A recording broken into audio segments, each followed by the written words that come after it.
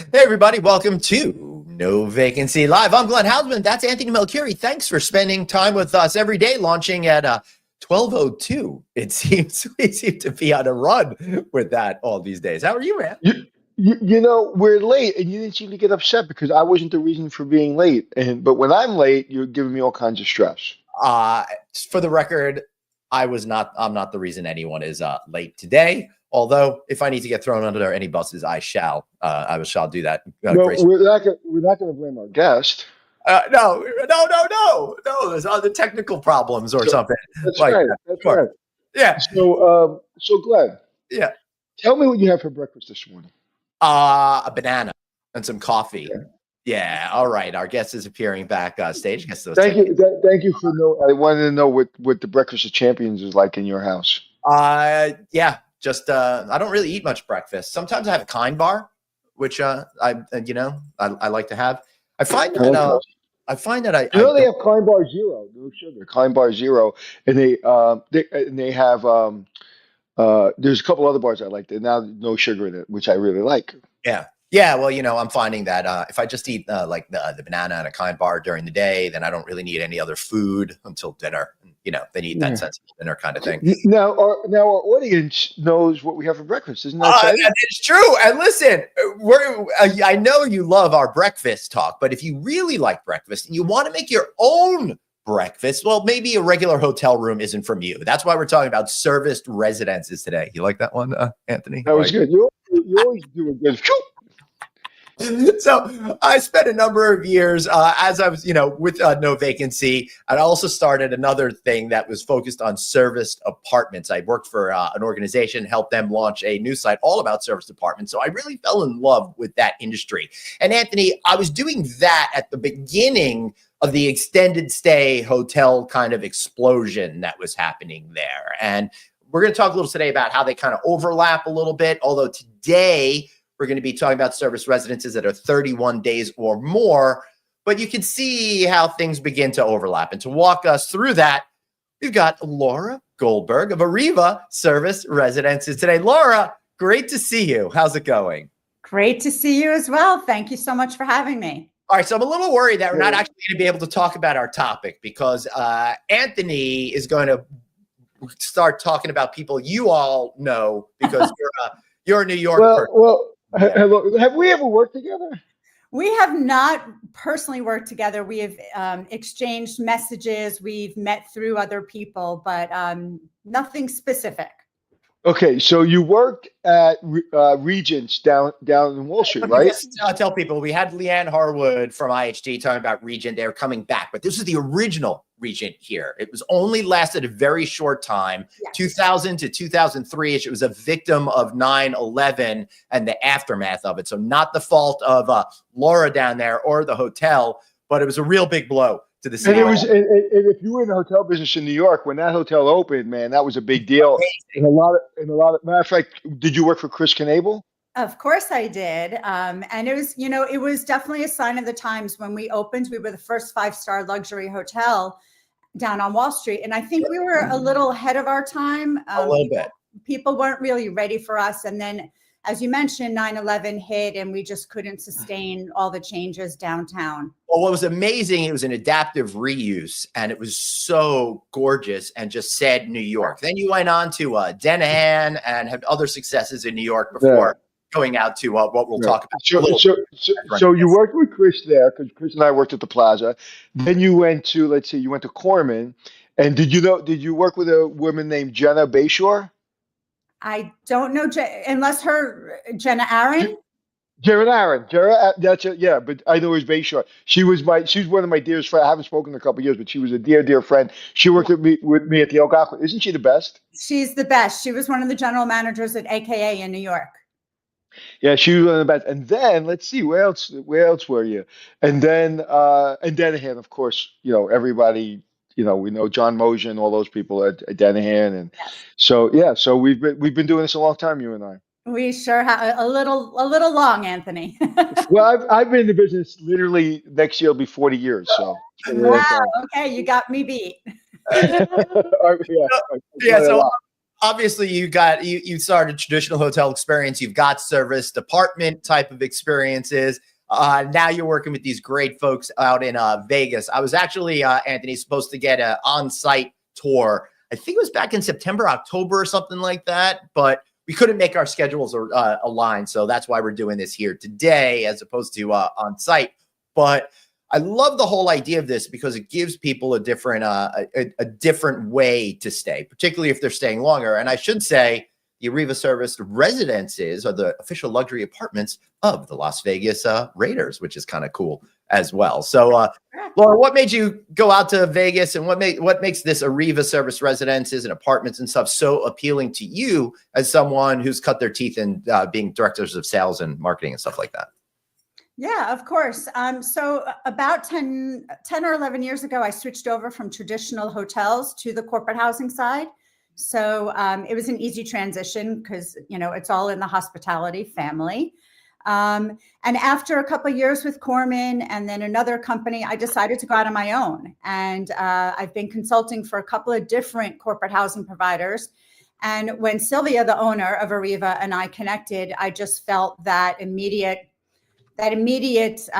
connection and understanding of the industry. And Sylvia herself, being an expat in her previous life, understood what it was like to need a home away from home kind of space that a hotel just couldn't fit the bill and check all the boxes.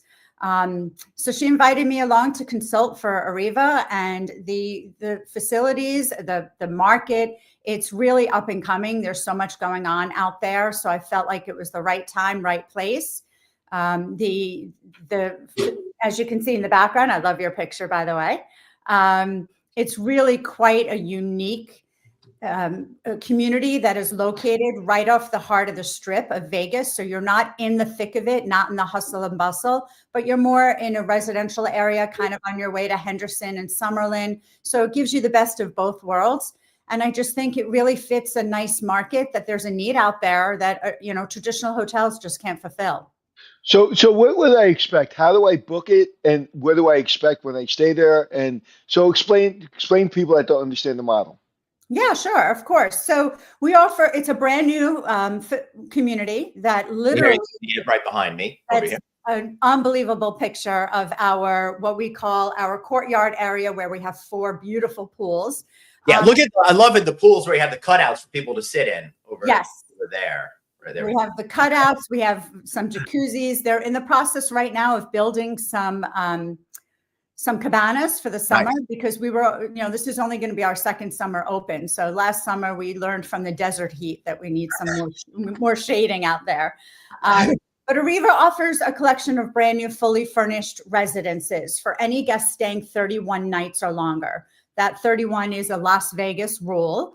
So 31 nights or longer, really catering to the modern traveler who's looking for more than a hotel room, because they're coming in for 31 nights or longer. So that could be anyone coming in. Maybe they're relocating for their job and they haven't found their permanent home yet, so they need a temporary space. Anyone coming in for an internship in the summer for 6, 8, 10 weeks, they're working for a company and they need housing. Construction projects, there's a lot of construction, as you all know, going on in Las Vegas. So there's experts that come in and work on these construction projects. There's people that come in for the hospital's residency and fellowship programs, where they're here for 9 to 12 months. And they're young nomads. They don't want to buy an apartment, buy furniture, rent an apartment. They just want to show up with their suitcase. Right. They check into Ariva and the rest is taken care of for them. And don't forget the World Series of Poker at the end of May. People stay there for a month and a half playing the World Series of Poker. That's right. That's right. And there's lots of residencies. A lot of famous people play on the strip. Maybe the famous people have their own homes, but maybe they're backup singers or their tech crew, their cameramen, and they're there for a couple of months at a time. Right. And then there's also the F1 that comes to town for several weeks. Not familiar with that event. So based on when you guys conceived this and when you performed this, is it outperforming what you thought? Is there a bigger need than you even thought? Absolutely. So what started with 4 apartments last March, we are up to 75 furnished apartments today. Wow. There's 750 units in the community. The rest are traditional unfurnished rentals that anyone can come and rent an apartment for a year. So we are up to 10% of our inventory now as fully furnished, and we're continuing to grow. Every time we get a request, because we own, manage, and operate the whole community, we can go buy furniture and furnish an apartment on demand and be able to help our clients. Oh, awesome. So it's really, the flexibility that we have to grow, working with productions, so when we have a big request for 30 or 40 apartments, if we have some vacancy on the unfurnished side, we can temporarily furnish it on demand and be able to help those groups. And what kind of services do you get if I'm staying there for a month or two? What kind of services do you provide?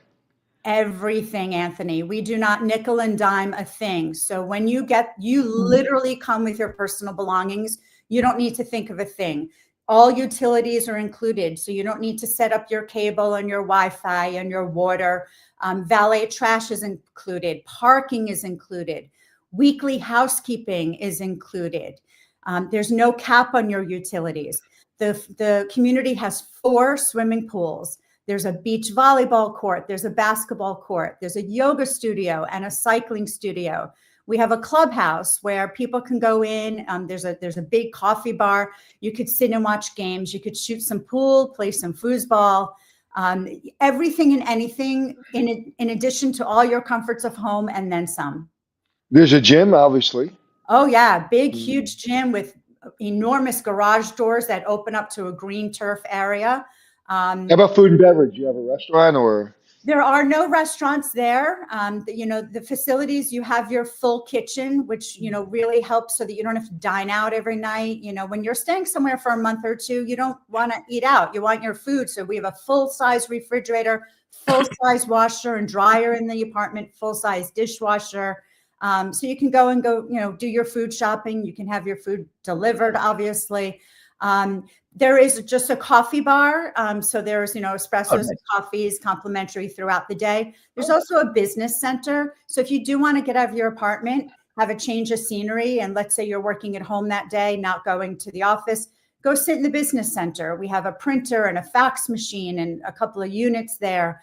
So a couple of little nooks and crannies throughout the community that people can go sit. And we really try to make it a community environment. Every Thursday, we try to have a community event where we bring all the residents together. It could be something like candle making, wine tasting, any kind of vendors that we bring in. Sometimes we have live music, just to really give people that sense of community. Yeah, wow. It seems like something in 5 years you're going to have 50 of these around Vegas. It's possible. Hopefully we're pioneering that.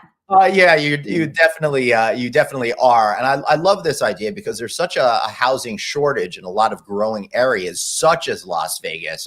Just read an article about how Las Vegas is running out of room to even do more development that's out there. So for developers out there, think about those mixed-use facilities where you have the apartments, you have this serviced residences portion of it and other elements that you could add as well. I think it's a really smart way to balance out a portfolio. Maybe even think about having some extended stay on there, like our friends at Waterwalk, which are doing up to 30 days and 30 days or more types of stays. But you're a little hamstrung because of the specific rules in the Las Vegas area. But if you expand to other areas, you could change the minimum days that have to stay, correct?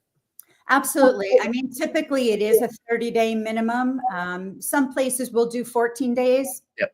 It all depends on their hotel licensing and exactly. Yeah, exactly. Yeah.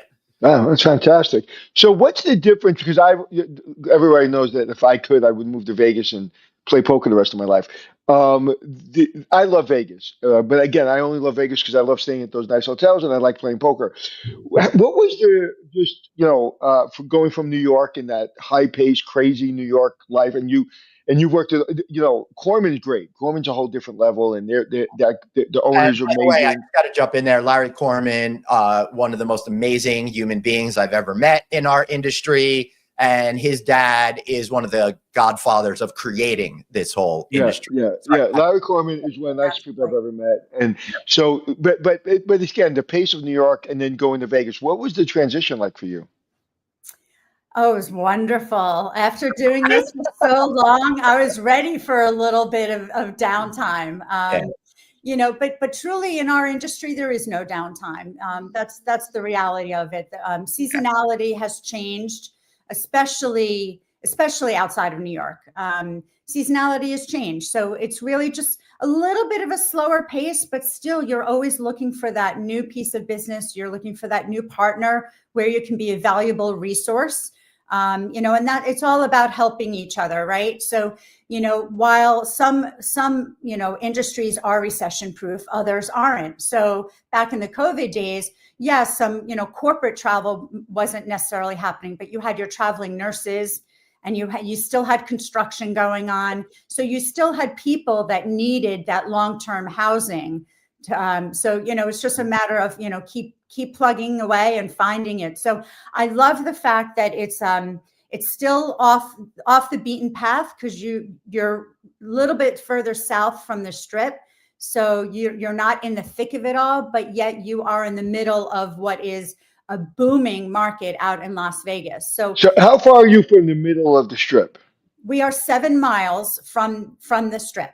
So Okay. if you're standing in our beautiful 3-bedroom penthouse at the Ariva, if you're standing in there and you look out the windows, you can see the very tip of the Strip. That's okay. awesome. So it's a 15-minute drive to the Strip. 15 but minutes it's even maximum. It's all, you can get right on I-15. So our community goes from Las Vegas Boulevard and the back of it is I-15. It stretches that whole area. So if you get right on I-15, 4 exits and you're right at the Strip. I would recommend everybody go a little bit further south to our friends over at South Point, because that place is really awesome too, and probably a little bit closer to you. Yeah. You can see South Point right from our windows for sure. Yeah. But nobody does quite what we do. So I do think that maybe we are a pioneer in the Vegas market, and hopefully we're getting in at the right time. Definitely. Yeah. So Laura, part of your job then has got to be educating your potential clientele. So how are you figuring out who to contact, and what's the process like getting them to get that light bulb to go off in their head once they realize it could be a different, but in their opinion, maybe a better stay than a traditional hotel experience? Yeah, absolutely. Great question. So part of that is obviously my years of experience of just knowing, the right players, the right titles, people to hunt down, and the relationships that I've built over the years. Fortunately, I pride myself in those relationships that I've taken with me from, the Denahans to the Cormans to, the other companies. So I've been very fortunate in that regard. People do business with people that they like and trust. Mm-hmm. That's what it comes down to. So I'm able to go after that low-hanging fruit of people that are already familiar with corporate housing and what it means. So there's a little bit less education. And then there's going after, UNLV, for example, or West Henderson Hospital, some of the new facilities out there. And, saying, hey, did you ever think that you needed this? And it really is a lot about, right time, right place. I called someone 2 weeks ago and introduced myself, blindly. And they were like, oh my God, where were you a week ago? I was looking for something. And they were having trouble, and they ended up going to one of the resorts. But they, now for the future, they know where we are. So it is an education. You're completely right. It's educating them on why they need it. It is a cost savings because, again, you have your kitchen. So you're saving money on dining out all the time. Mm-hmm. You're doing your laundry in your apartment as opposed to sending it out to a wash and fold. Your parking is included, which a lot of places it isn't. So at the bottom line is you are definitely a cost savings to a company. So you have to really sharpen your pencil and show those savings, as the reason why they should work with you. Sometimes people don't even know what the concept is. So there's definitely an education on uncovering what some of their pain points are and how we can be a solution for them. Okay. Do you teach sales and marketing? I do. Okay. Where do you teach? Well, I do some private training. I work with some companies who hire me just to do like sales 101. So, the reason I say that is because like if I was in front of a class and I said I needed a sales trainer, I would literally just take what you just said and put it in front of a class. You've been doing this a long time, but you're still passionate about it. So I have to ask you a question. Do you still have somewhere in your boxes of travel your Rolodex from your original career? Are you kidding me? Look at this. Because people don't even know what that is Look at this anymore. in my desk drawer. I still have a stack of business cards. But remember those big Rolodex that you used to have Oh on your. yeah. We used to flip through it. Oh, 100. I used to tape the business card to the card. Oh yeah, 100%. I mean, Yeah, again, and as a salesperson, if you didn't have one of those, I didn't want to hire you. Yeah. absolutely. You have to come with a book of business. Right. And that's again years of building those relationships. But Laura, you also want to build new relationships. So the last question I have for you today is, how have you gotten yourself into the mix in the Las Vegas community in order for people to get to know you and start paying attention more? Are you part of different associations and things like that? Yep, another great question. Absolutely. We immediately joined the chamber, the Henderson Chamber of Commerce. I was out there last month. I went to a networking event. I just, you walk around, you introduce yourself to people the good old fashioned way, shake hands, give out business cards. But yeah, the chamber's been a wonderful resource for us in doing some warm introductions. And while it might not necessarily be the decision maker, that they may be a gatekeeper, and my way to get past them is to just say, hey, how can we be a valued resource? Mm-hmm. Who in your organization can I talk to? Can you point me in the right direction? And it just, sometimes it takes 2 or 3 hits to get to that right person. And again, a lot of it is timing. If they have a need, they are all engaged. Sometimes it takes, a month or 2 for them to dig up my email and say, oh, wait, I remember that. So it's staying relevant. I think it's really important to stay relevant, to know what's going on in the market. I read the Las Vegas Business Journal. I send emails to companies to say, welcome to Las Vegas. This is this is who we are. How can we help you?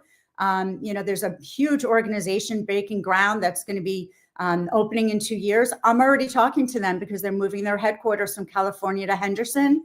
I'm already talking to them. I'm already laying the foundation of us being their partner when they're ready. Wow. So what's the hardest thing of people coming into your side of the business today, salespeople? What do you find the biggest challenge of a new person coming into sales? Not to give up. It's really easy to get defeated if you reach out, 2 or 3 times and you don't hear back.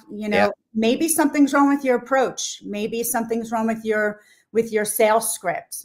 Really look at that. Use chat. Use AI. That's the big thing now, to shorten your script and get the real buzzwords. Understand the buzzwords of the industry. Understand the right questions to ask.